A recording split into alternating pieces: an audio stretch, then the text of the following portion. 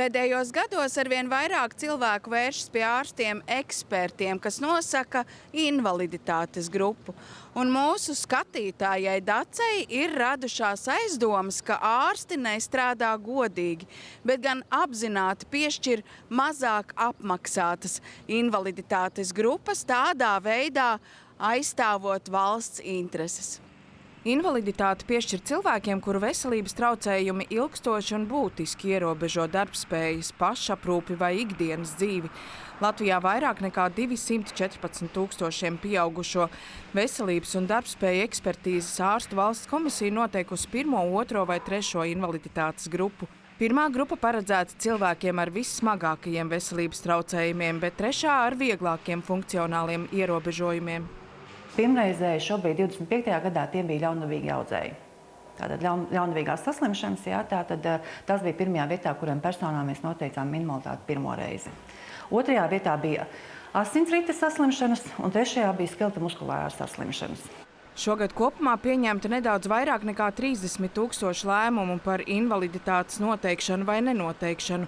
No tiem 638 gadījumos, jeb aptuveni 2%, invaliditātes grupa samazināta vai personas veselības stāvoklis vairs nav atbildes invaliditātes noteikšanas kritērijiem. Vairāk nekā 70% šo gadījumu invaliditātes grupa samazināta no 2. uz 3.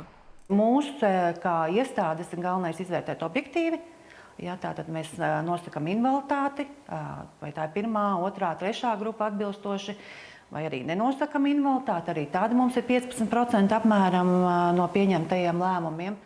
Invaliditātes grupa ietekmē gan pabalstu un pensijas apmēru, gan dažādus atvieglojumus. Tāpēc strīdi par komisijas lēmumiem nav retums. Arī 3 bērnu mamma Dace no Daugavpils jau 3 gadus cenšas pierādīt, ka viņai pienāks 2. invaliditātes grupa. Man ir tomēr 3. invaliditātes grupa, lai gan es esmu jau arī aizgājusi no darba, jo tas nav iespējams strādāt. Es arī saprotu, ka arī mans operējošais ārsts teica, ka manā gadījumā ar manu diagnozi un pēc manas operācijas līdz mūža galam ir jābūt 2. grupai, jo tas nav tā, ka tevi salīmē un tu tagad kā jauns dzīvo tālāk. Dace stāsta, ka viņas ikdienu nosaka slimība. Vairākas dienas pēc kārtas viņu var mocīt spēcīgas migrēnas, tirpt rokas un reibt galva. Reizēm nav iespējams noturēt pat krūzi ar ūdeni. Šie simptomi saistīti ar kaklas kriemeļu bojājumiem, kuru dēļ Dacei veikta arī operācija. Tā visa kompresija uz galvu, uz tiem nerviem, kas atbild gan par koordināciju, gan par galvas sāpēm, gan par roku kustībām. Tad, tas viss ir atpakaļ. Taču invaliditātes noteikšanas eksperti nav atzinuši, ka Daces veselības traucējumi atbilst 2. invaliditātes grupas noteikšanas kritērijiem. Stabila nepārējoša slimība, bet es visu varu atbilstoši savam vecumam. Es varu izdarīt tikai ievērojami lēnākā tempā un ar lielāku piepūli. Un man nav vajadzīgs cilvēks, kas to izdara manā vietā.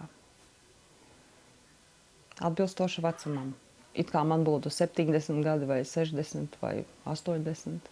Mēs darām visu, lai šis novērtējums būtu pēc iespējas objektīvāks, jo arī, protams, mums ir jāizvērtē un jāsaprot personas, tātad jāiet kā personas kurpēs un jāsaprot, kas viņiem nepieciešams, bet tajā pašā laikā mums ir arī jāsargā valsts nauda tādā ziņā, ka mēs nevaram dot tikai tāpēc, ka kāds viens ārsts ir norādījis, ka viņam vajag 2. grupu uz mūžu. Es šobrīd man grūti saprast, kā vispār būt. Kamēr tu strādā, bez brīvdienām, maksā godīgi nodokļus, tu valstī esi vajadzīgs, tikko kā tu sabrūc pēc tā visa, tu izdedz un veselība ir beigusies, es tā teiktu, jo tad valstī tu neesi vajadzīgs vairs. Komisijā skaidro, ka invaliditātes grupu nosaka nevis pēc diagnozes vai pirms gada pārciestas operācijas, bet pēc tā, kā veselības traucējumi ietekmē cilvēku ikdienu dokumentu iesniegšanas brīdī. Tāpēc būtiskākie esot pēdējo 6 mēnešu veselības rādītāji. Turklāt iepriekš piešķirta, piemēram, 2. invaliditātes grupa nenozīmē, ka tā tiks saglabāta arī nākotnē. Atkārtotā izvērtēšanā cilvēku veselības stāvoklis tiek vērtēts no jauna. Mēs šobrīd tiekam arī klāt e-veselības datiem. Tātad mums ir jau klāt ne tikai to, ko ir ārsts uzrakstījis vai norādījis persona pati par savu veselības stāvokli, funkcionēšanas ierobežojumu, bet mēs arī varam skatīties e-veselībā. Tur ir pieejami arī jau šobrīd slēdzieni un izmeklējumi. Un otrs, mēs arī redzam, kādus medikamentus cilvēks lieto. Jo bieži vien, neteikšu bieži, bet nereti ir tāda, ka cilvēks norāda ļoti līdz stiprām stāpēm, ka viņš nevar. Bet tajā pašā laikā mēs redzam, ka veselībā vispār nav izrakstīti pretsāpju medikamenti vai ir izrakstīti, bet viņš nav izņemti. Smaga saslimšana daudziem nozīmē ne tikai cīņu ar slimību, bet arī sarežģītu ceļu līdz valsts atbalsta saņemšanai. Un nereti cilvēki atzīst, šajā procesā viņi jūtas vieni ar savām problēmām. Tikmēr komisijā strādā pie tā, lai invaliditātes noteikšanas process kļūtu vienkāršāks, mazinot nepieciešamo dokumentu apjomu un administratīvo slogu gan pacientiem, gan mediķiem. Inese Supe, Valdis Lācis, 4. studija.